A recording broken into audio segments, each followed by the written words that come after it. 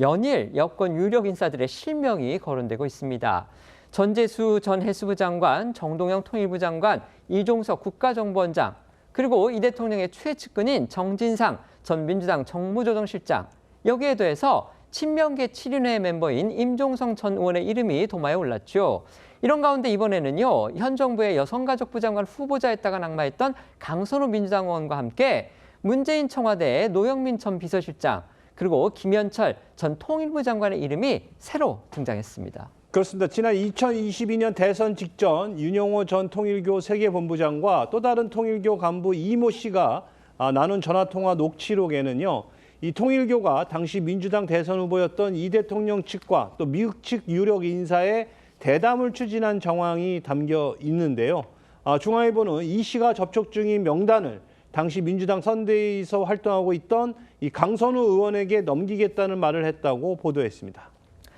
녹취록에는요, 통일교가 당시 접촉을 시도한 미국 측의 유력 인사들의 이름도 나오고 있습니다. 그중 성사가 될 만한 명단은 정진상 쪽으로 넘기겠다. 이런 말이 또 녹취록에 담겨 있다는 겁니다. 네, 녹취록에 따르면요, 윤 전 본부장은 오바마 전 대통령, 힐러리 전 국무장관, 일론 머스크 테슬라 CEO 등과의 접촉을 시도 중이라고 말했고요. 이모 씨가 접촉 중인 명단을 주면 강선우 의원에게 넘기겠다. 진짜 되는 사람은 정진상 쪽으로 한번 해보겠다라고 말한 건데요. 통일교에서 강선우 의원과 정진상 전 실장을 이 대통령과의 연결고리로 삼은 걸로 의심되는 부분입니다.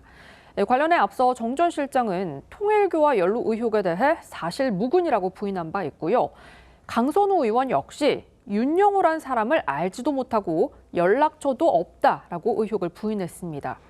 강 의원은 대선 전 통일교로부터 어떠한 연락도 받은 적이 없다. 이 대통령과 대담 주선 역시 처음 듣는 사실이다라고 했습니다. 당시 민주당 측이요, 이 통일교에 미국 프로농구 NBA에서 MVP로 선정되기도 했던 정말 세계적인 농구 선수죠. 스테픈 커리와의 접촉을 시도한 그런 정황도 나왔습니다. 네, 중앙일보는 통일교 간부인 이모 씨가 윤 전 본부장과의 통화에서 스테픈 커리도 연결해달라고 제안하면서 자기들, 즉 민주당이 비용을 대고 하겠다는 생각이다. 젊은 애들 표를 좀 가져올 수 있다. 이런 말을 덧붙였다고 보도했고요.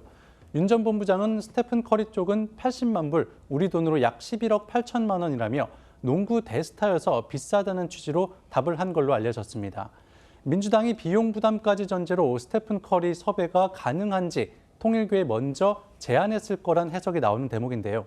관련해 이준석 개혁신당 대표는 자신이 통일교와 민주당 연루 의혹에 대한 특검을 제안했는데 수사 대상 범위를 넓혀야 할 것 같다며 이 대통령이 대선 당시 여러 국내외 명사들과 면담을 가졌는데 이들 중 누군가는 비용을 대고 섭외한 건 아닌지 살펴봐야 한다고 꼬집었습니다. 다만 녹취록이 거론이 됐다는 미국 측의 유력 인사들 가운데서요, 당시에 이재명 후보하고 실제 대담이 이루어진 인사는 없습니다.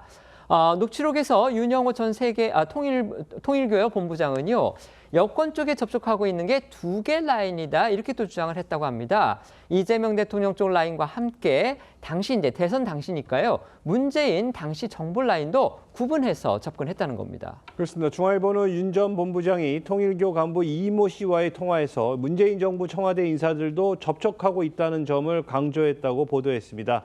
특히 윤 전 본부장은 문재인 정부 청와대에서 비서실장을 지냈던 노영민 전 실장과는 오랜 인연이 있는 것처럼 해석되는 주장을 했고요. 또 특검 수사 보고서에서는 윤 전 본부장이 문재인 정부서 통일부 장관을 지낸 김현철 전 장관과 연을 만들었다는 내용도 담겨 있습니다. 새롭게 실명이 나온 노영민 전 실장, 김현철 전 장관 입장 내놓은 게 있으면 소개해 주시죠. 네, 노영민 전 실장 조금 전 국민일보를 통해서 통일교 측과 별다른 관계가 없다고 의혹을 부인했고요. 문재인 정부 당시 통일교에서 민원 제기를 한 적이 있지만 이마저도 불가하다는 답을 줬다고 주장했습니다. 또 김현철 전 장관은 포럼 등에서 통일교 측과 저녁 식사를 하거나 2-3번 본 적은 있지만 금품 수수 같은 건 전혀 없었다고 의혹을 부인했습니다.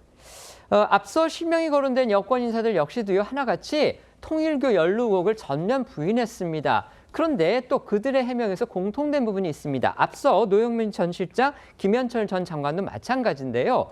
한두 차례 통일교 측과 만났거나 혹은 접촉이 이루어진 적은 있다. 하지만 금품 수수는 없다. 지금 이렇게 해명을 내놓고 있는 겁니다. 국민의힘에서는 그런 해명을 과연 그대로 믿을 수 있겠느냐 이렇게 의심합니다. 네, 정동영 통일부 장관의 경우 어제 저희도 전해드린 대로 국회의원이나 공직을 맡지 않았던 야인 시절 강원도 여행을 갔다 오다가 통일교 성지인 천정궁에 들러 윤영호 전 본부장과 짧게 만난 적은 있지만 그 이후로는 접촉이 없었다는 취지로 의혹을 부인했는데요. 송원석 국민의힘 원내대표 등 국민의힘에서는 여행을 하다 통일교 성지 천정궁에 들러 윤 전 본부장을 만났다는 게 말이 되는 해명이냐고 꼬집었습니다. 정동영 장관과 송원석 원내대표 목소리 이어서 들어보시죠. 윤영호 씨를 만났습니다. 한 번 만났습니다. 야인 시절입니다. 2021년 9월 30일 사진을 확인해 보니까 오후 3시경이었어요. 7, 8명이 강원도 여행을 갔다 오다가 동행자의 제안으로 그 가평 천정궁에 들렀습니다. 거기서 한 10분 통일 관련 통상적인 얘기죠. 그 차담하고 그게 전부입니다.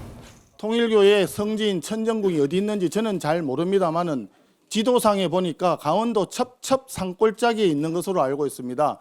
그 천정궁이 오다 가다 그냥 잠깐 들러서 차 마실 수 있는 동네 찻집도 아니고 그런 곳을 그냥 약속도 없이 다녀왔다라고 하는 이 황당한 궤변, 여러분 단 일이라도 믿을 수 있겠습니까?